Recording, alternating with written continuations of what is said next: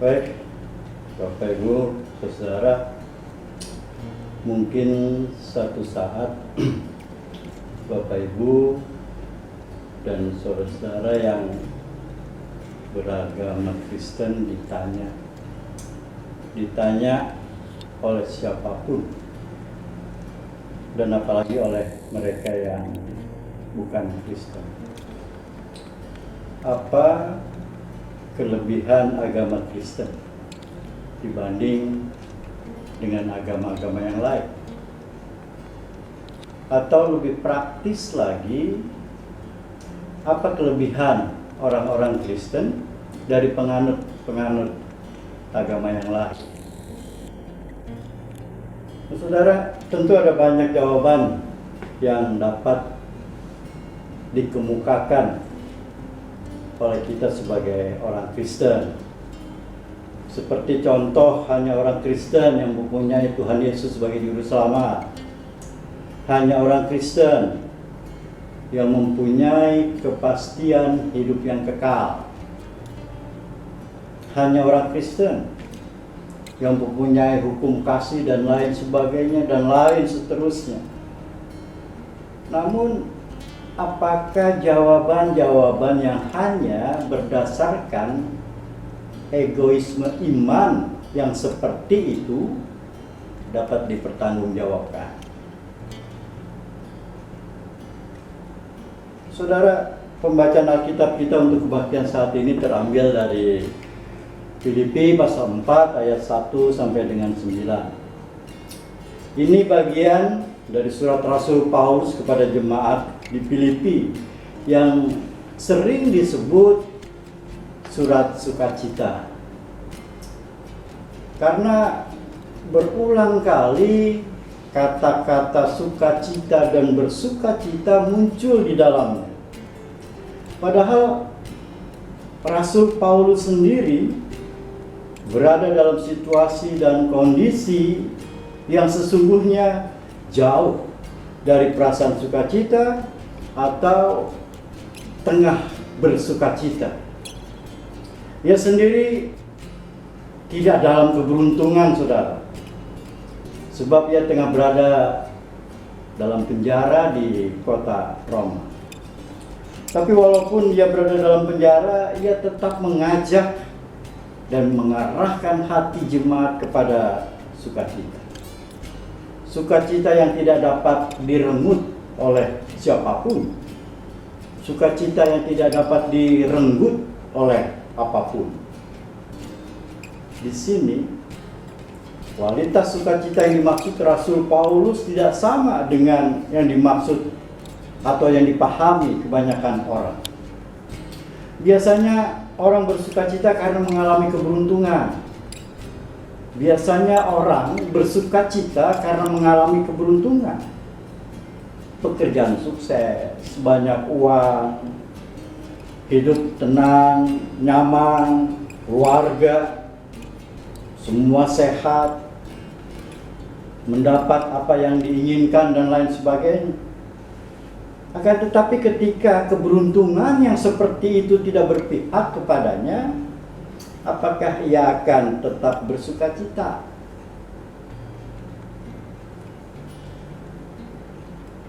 Sepertinya saudara dalam keadaan seperti akan sulit untuk bersukacita. Namun Rasul Paulus yang sedang dalam kondisi keprihatinan, memprihatinkan, mendekam dalam penjara dengan kematian yang hampir pasti menantinya.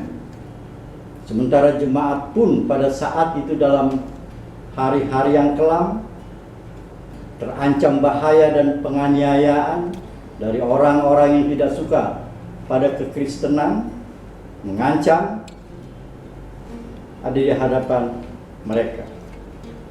Diajak untuk bersukacita oleh Rasul Paulus yang juga situasi kondisinya tidak memungkinkan untuk bersukacita. Ini aneh, saudara. Bagaimana mungkin untuk bersukacita kalau situasi dan kondisinya mencekam, jauh dari keberuntungan? Nah, yang menjadi pertanyaan, kekuatan apa yang membuat Rasul Paulus mampu menyerukan itu?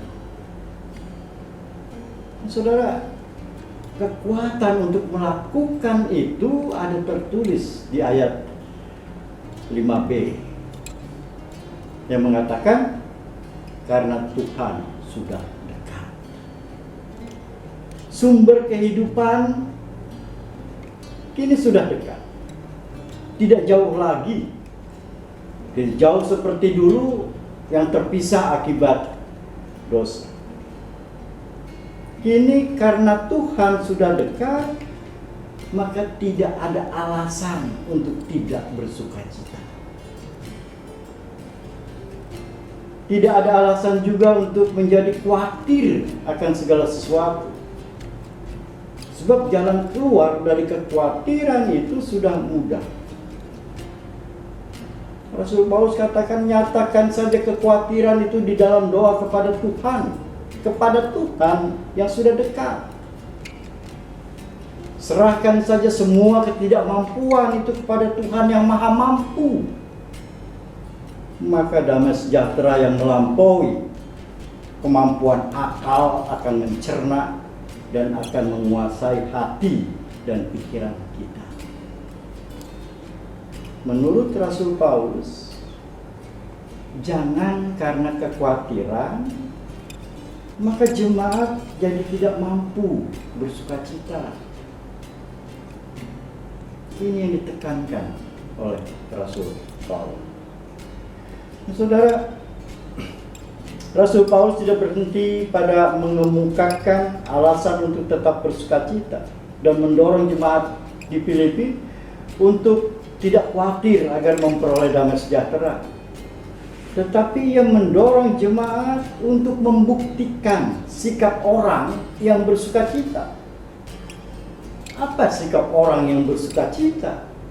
Yaitu menunjukkan kebaikan hati kepada semua orang. Orang yang tidak bersukacita, saya katakan sekali lagi, orang yang tidak bersukacita biasanya sulit menunjukkan kebaikan hati. Kenapa? Karena dirinya terlalu sibuk bersedih. Dirinya terlalu sibuk bermuram durja. Jadi sangatlah wajar jika orang yang bersukacita, maka sikapnya terhadap orang lain pun baik. Sikapnya terhadap orang lain pun positif. Lebih jauh, Rasul Paulus mendorong pula jemaat untuk berpikir positif dengan hanya memikirkan semua yang benar, semua yang mulia, semua yang adil, semua yang suci, semua yang manis, semua yang baik didengar, semua yang disebut kebajikan dan patut dipuji. Pikiran positif tersebut akan tetap ada berdasarkan sukacita yang tidak tergantung pada ketidakberuntungan yang dialami oleh jemaat. Saudara, jika kita menjawab pertanyaan di awal renungan tadi, maka orang Kristen memang harus berbeda dalam segala hal dengan dunia. Pertanyaannya, apa kelebihan orang-orang Kristen dari penganut agama-agama lain? Dan jika kita mau menjawab pertanyaan itu, maka jawabannya adalah orang Kristen memang harus berbeda dalam segala hal dengan dunia. Jika dunia mengajarkan sukacita yang berdasarkan kepada segala hal yang duniawi, maka kekristenan saudara mengajarkan sukacita yang berlandaskan kepada Tuhan, sukacita yang rohani. Sukacita yang berlandaskan pada Tuhan itu bersifat tetap, tidak terpengaruh pada situasi dan kondisi apapun. Sukacita dalam Tuhan selalu ada, karena Tuhan dan kita dengan Tuhan sudah dekat. Sudah dekat dalam roh kebenaran Tuhan. Sukacita itu pula lah yang mendorong kita sebagai gereja untuk bersikap terbuka, untuk saling memperhatikan satu dengan yang lainnya, saling menunjukkan kebaikan hati yang melampaui sisi ukuran kemanusiaan. Sukacita itu juga yang akan mengarahkan kita sebagai orang Kristen untuk berpikir positif dan akhirnya memunculkan pula sikap positif pada diri sendiri maupun dunia di sekitar kita. Saudara, kiranya nasihat-nasihat Rasul Paulus yang tertulis dalam suratnya ditujukan kepada jemaat di Filipi tidak hanya berlaku bagi jemaat di Filipi pada waktu itu, tapi juga berlaku untuk kita, jemaat Tuhan di tempat ini, jemaat Tuhan di wilayah, di daerah Kampung Sawah, supaya sungguh tidak ada lagi pertanyaan apa kelebihan orang Kristen dari penganut agama yang lain. Kiranya Tuhan menolong kita untuk menyatakan kasih-Nya di dalam kehidupan kita. Tuhan memberkati. Amin.